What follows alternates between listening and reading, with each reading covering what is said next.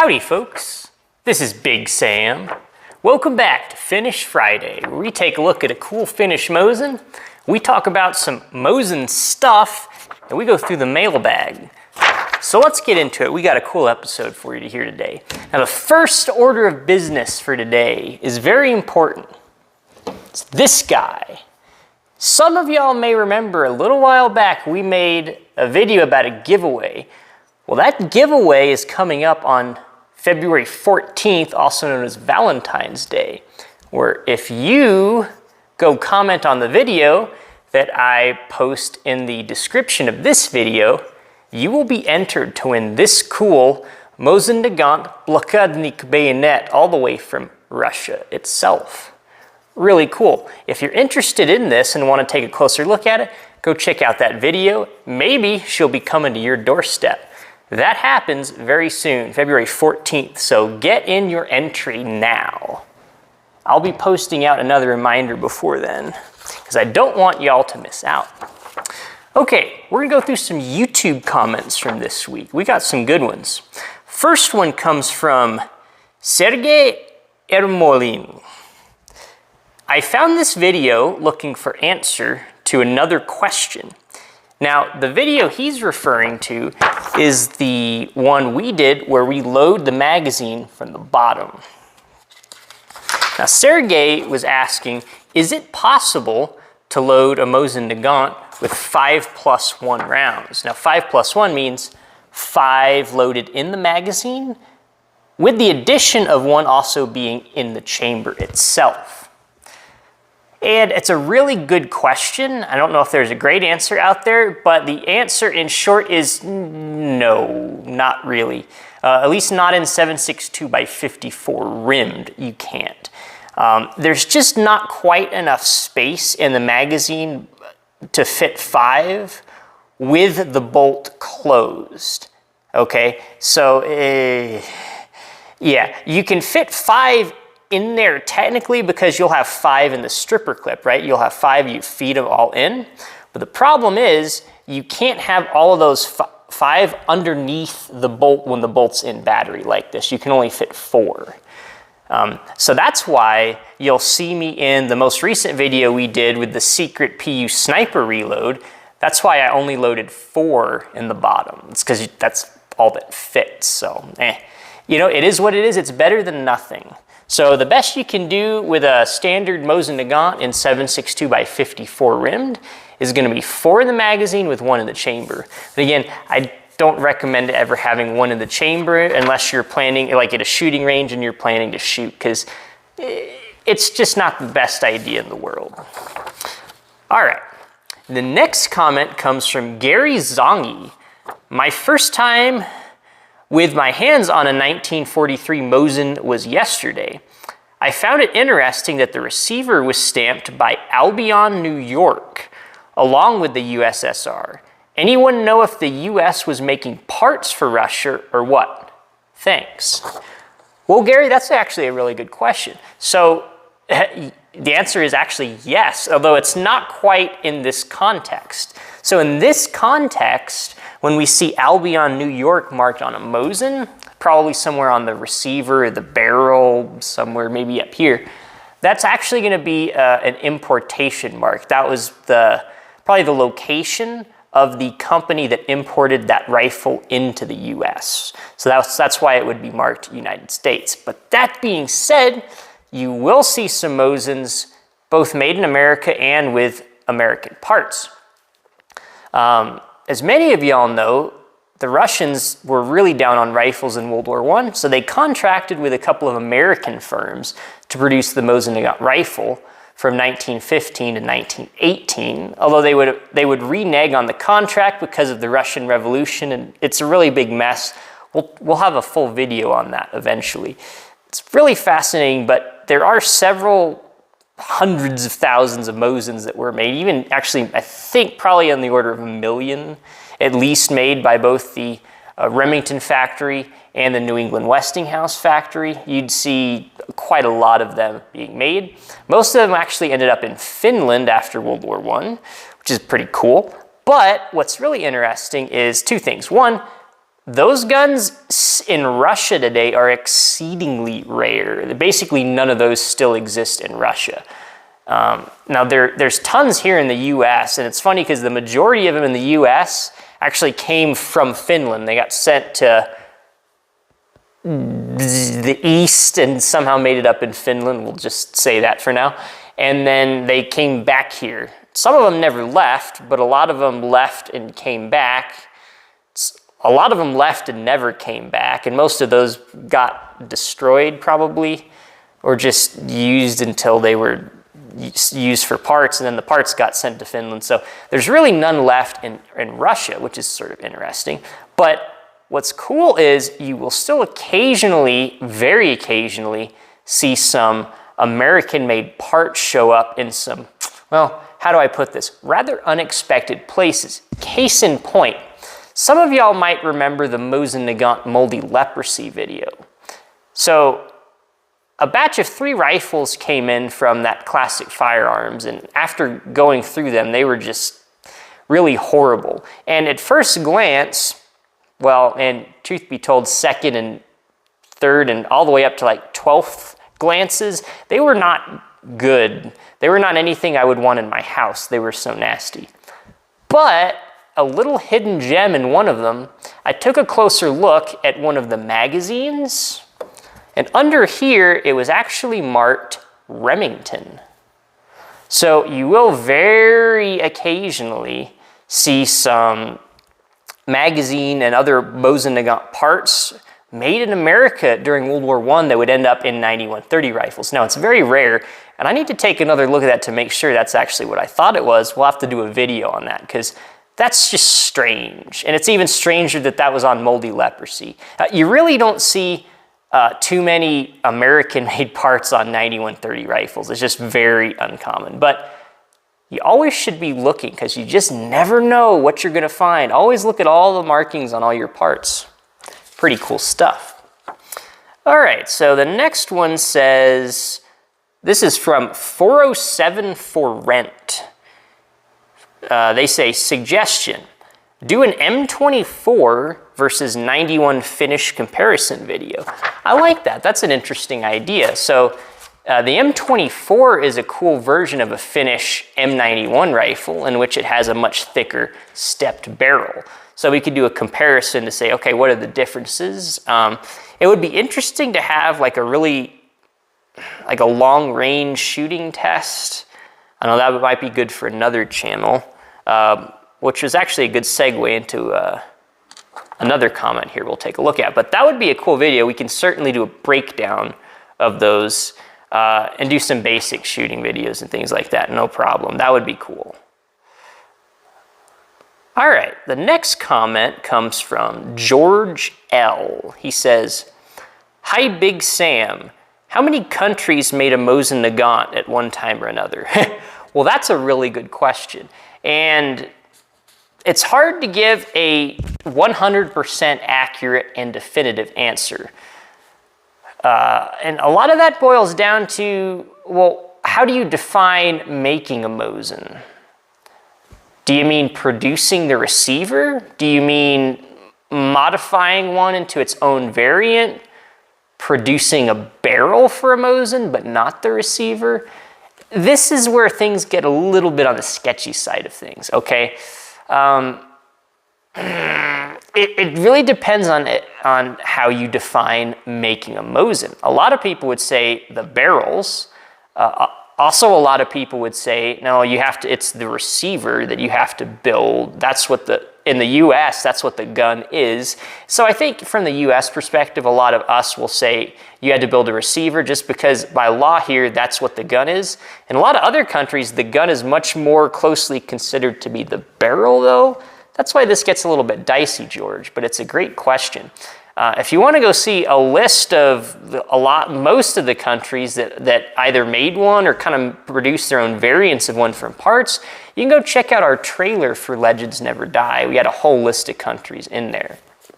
In short though, quite a lot. Although you might get different numbers from different people depending on who you talk to. All right, the next question comes from House Phone. That's a good name.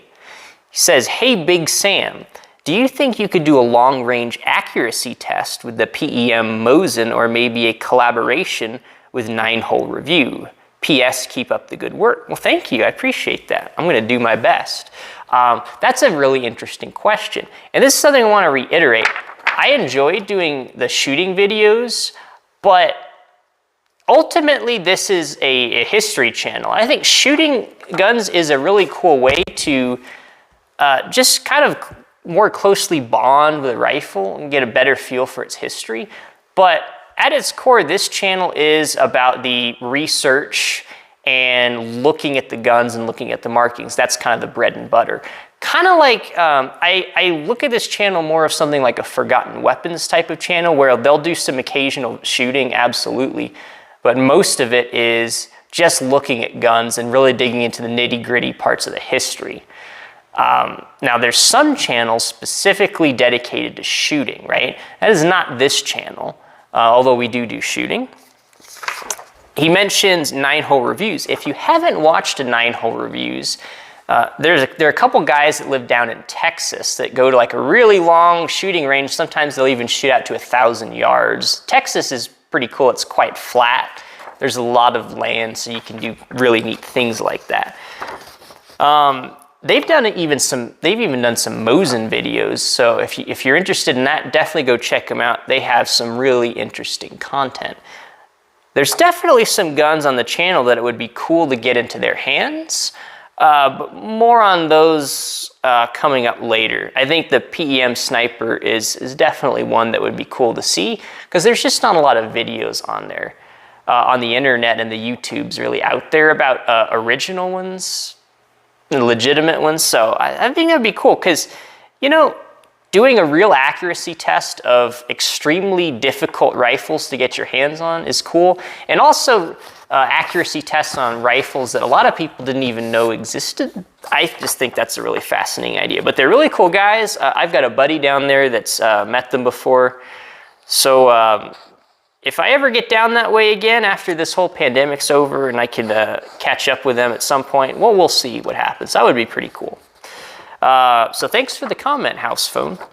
Let's see, next comment comes from George L. He says, hi, Big Sam. Are Mosin extractors the same on all Mosin rifles?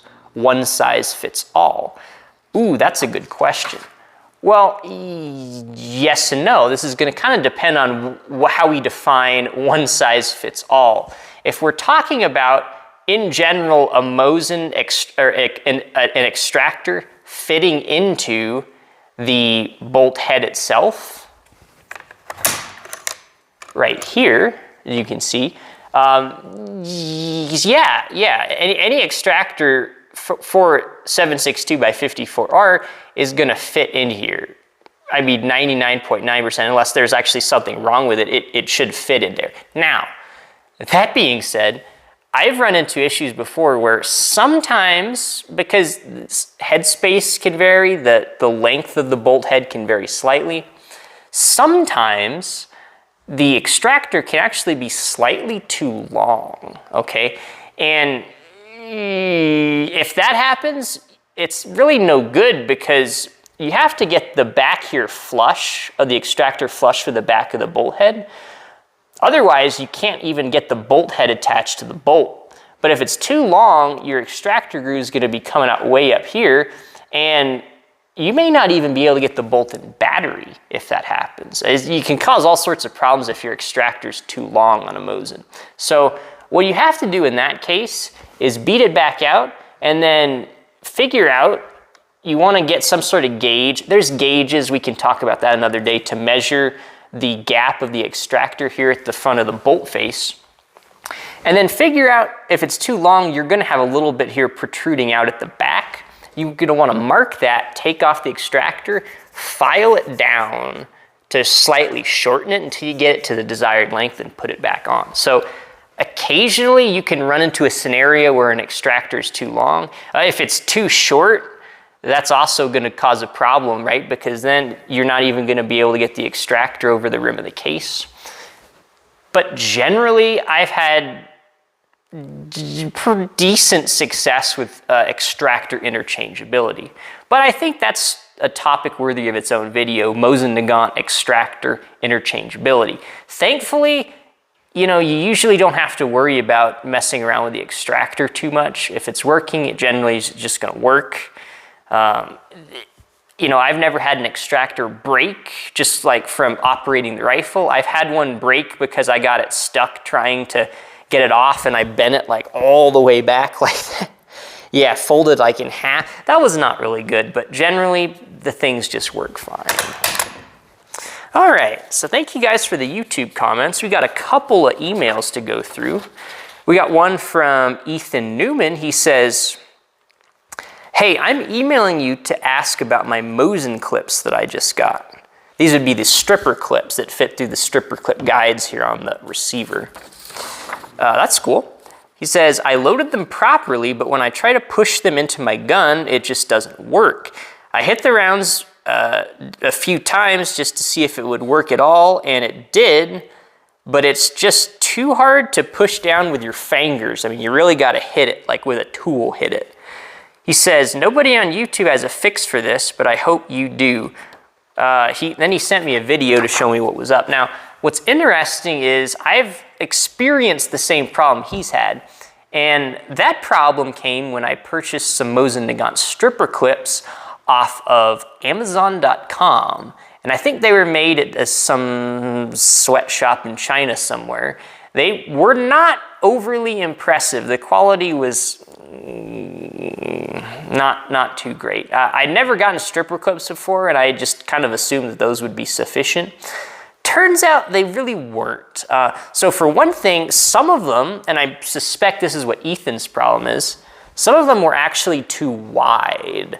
So it sounds like this is what Ethan's problem was. It was so wide that it wouldn't fit nicely down in the receiver. You'd have to like beat it down. I mean, if you need like a hammer to beat down the stripper clip into your gun, I mean, Mosins can be rough, but that's a little much, I think, right? You need a rock just to load your rifle. Probably not good. The other thing is just they have these tabs on the side of them, and I had really horrible luck. I guess I really needed to bend them to even get the things to work. It just didn't want to work. And some of them the dimensions were just off. And the tolerances were just all over the place. So some would fit okay, and some would just not even fit. So if you're looking around for stripper clips, I wouldn't recommend the brand new ones off of like Amazon, or if you just see them in like a brand new sealed bag, right, and they look all shiny and they're in like a brand new sealed plastic bag or something. I haven't had good luck with this. You might have good luck with those. I haven't though. So in my experience, I wouldn't recommend those. I would recommend a original one. Now there's a lot of factories that made them both during and post wars, both wars. Stripper clips are kind of a cool thing that we'll look at in a future video. But yeah, the Chinese really cheap ones. Now the Chinese did make a lot of really good ones during like the 1950s, right? That's not what we're talking about here, though. Yeah, not good. Okay, so thanks, Ethan. Now we got a really great email from Jacob. Now, Jacob originally had commented on YouTube saying, hey, Big Sam, I watched your video and I just got this cool Mosin and I was looking at the markings and I don't think it's anything special. And I'm like, okay, well, send me some pictures. I always like looking at Mosins. And if y'all have a Mosin, I love to see pictures, so feel free to send it to me via email. I can look at Mosin pictures all day. In fact, I feel like some days I practically do. It's kind of a problem. Okay. Well, Jacob sent me some emails, and I was looking at the pictures, and I looked at this, and I said, you know what? This is just absolutely fantastic. What do we have here, guys? Well, we've got a Mosin Nagant. This one happens to be a 9130 rifle, and it's produced by the Tula factory, because we see this huge star right here with the vertical arrow in it, and we see it's produced in 1938. And the really cool thing, though, is the serial number. The first 4 characters are AK47. And I saw that and I about fell over because I said, that's the funniest and probably the coolest thing I've seen all week. I've never seen an AK-47 serial number Mosin. Maybe this gun's from the future because AK-47s were not around in 1938. This Mosin is a prophet, I guess. Or it's from the future. I don't know which one's more plausible. I'll let y'all be the judge of that. But I got a huge kick out of this, so I wanted to share this with y'all as well. I always have to go back and look at Mosin serial numbers because sometimes they're just really funny. They're kind of like license plates. Sometimes you get a really funny one and you look at it and then you say, oh, you know what, that says something really funny and I never looked at that before. Sometimes I'll see Mosins with serial numbers that were like 666 in them, just all sorts of weird, funny things. So something to pay attention to. Now, is this worth more than a standard Mosin? Well, somebody might see that and say, you know what? That says AK-47 in it, and I got my gold-plated Draco. I'm gonna pay $900 for this gun because I like it. Somebody may, I don't know. It wouldn't be me, but I got a huge kick out of that, and I love it. I might even pay a little bit more for this gun just because it says that. That's just cool. So I hope y'all got a kick out of that one. Really cool gun, Jacob. I appreciate you sharing that with us. Yes, and I did get Jacob's permission to show this gun. I generally won't show people's guns unless they give me permission to, because sometimes they get a little bit antsy about it, especially if you show the serial number. I personally don't really care, but some people do, so I always try to be cautious of y'all's feelings. All right, so the last email we got is from William Boast. He says, "Hi, Big Sam. I just started watching your videos and I really enjoy them." Thank you, I appreciate that. That's pretty cool. I'd like to ask you a quick question. I just purchased a Finnish Mosin Nagant M39. Awesome, those are really cool guns. You got a really nice gun, Will. With a demarked barrel. Can I run the standard 7.62x54 rimmed in this gun?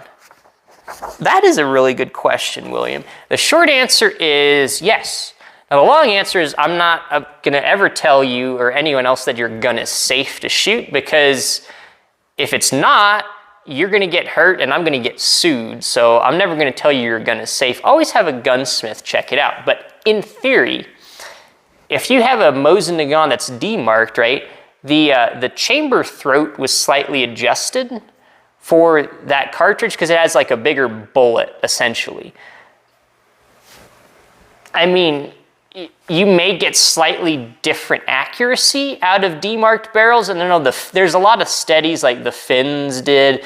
It's interesting to read Finnish literature on this and talking about the accuracy of guns versus the demarked versus the undemarked.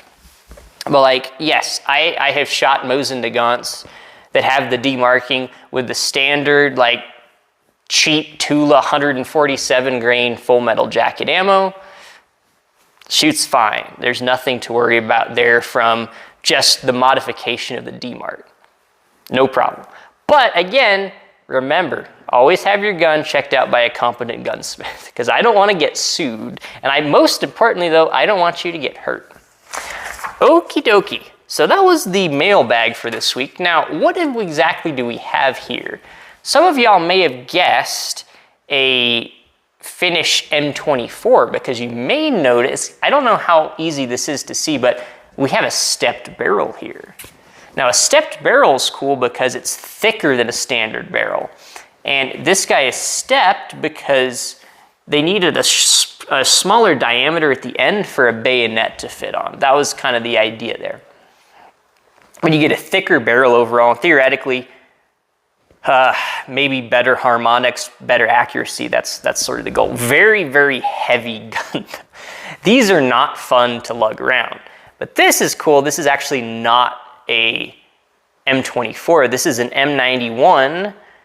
And this is actually the only stepped barrel gun that Finland made. This was made by Tikkakoski in 1927. They made a few M91 patterns in this era, 1926-ish. But they also made some stepped barrels. They didn't make nearly as many of those though. Sometimes you'll see these, but anytime you see a Mosin with a stepped barrel, always pay close attention because those are getting more expensive. People are kind of waking up to say, oh, those are really interesting. And it's nice because if you have a gun where you're looking at a listing online, say, or maybe you're looking at, you know, a stack of 10 Mosins next to each other. Well, if you see one with a stepped barrel right away, you should go check that out because that's rare and interesting. So pretty cool. We'll take a closer look at this gun another day, and maybe we'll do some more comparisons to both the M24, because I think that would be interesting, and also, like 407 for Rent suggested, comparing it to a standard M91 rifle. I think that'd be a lot of fun. All right. So thank you guys for watching this edition of Finnish Friday. I hope you enjoyed this, and I hope you enjoyed the comical AK47 Mosin. You know, what's great is there's got to be more of these out there. So if you ever see another one of these, let me know, because it's just the first 4 digits. I mean, you could have AK47, 92, 38, you know, all sorts of neat stuff. You just never know. So we'll get a whole list of these guns. If y'all see one of these, let me know. We can make a whole like picture album because we're weird. I like it. Remember, don't forget, go click on the link in the description of this video if you guys are interested in this Blokadnik bayonet, because the giveaway ends soon. Go comment on that video. If you haven't already, please consider subscribing. I really appreciate it. Let me know if y'all got any prayer requests, and we'll see you next time.